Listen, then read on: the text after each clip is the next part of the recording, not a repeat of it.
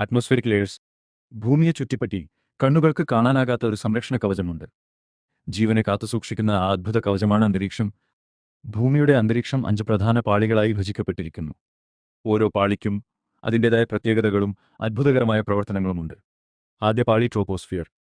ഭൂമിയോട് ഏറ്റവും അടുത്തിരിക്കുന്ന ഈ ഭാഗത്താണ് മഴയും കാറ്റും മേഘങ്ങളും ഇടിമിന്നലുകളും രൂപപ്പെടുന്നത്. നമ്മുടെ എല്ലാ കാലാവസ്ഥാ സംഭവങ്ങളും ഇവിടെ തന്നെയാണ് നടക്കുന്നത്.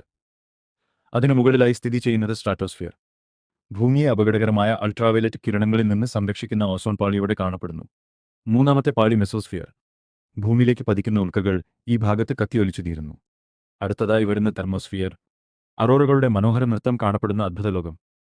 ഉപഗ്രഹങ്ങളും റേഡിയോ തരംഗങ്ങളും ഈ ഭാഗത്തോടാണ് ബന്ധപ്പെട്ടിരിക്കുന്നത്. അവസാനമായി എക്സോസ്ഫിയർ. ഭൂമിയുടെ അന്തരീക്ഷവും ബഹിരാകാശവും തമ്മിലുള്ള അതിർത്തി.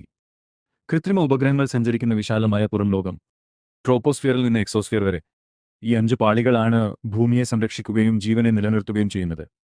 ഭൂമിയുടെ അദ്ഭുതങ്ങൾ അറിയാൻ കൂടുതൽ ജിയോഗ്രഫി MPSC ലേണിംഗ് വീഡിയോസ് കാണാൻ ലൈക്ക്, ഷെയർ ആൻഡ് സബ്സ്ക്രൈബ് ചെയ്യൂ.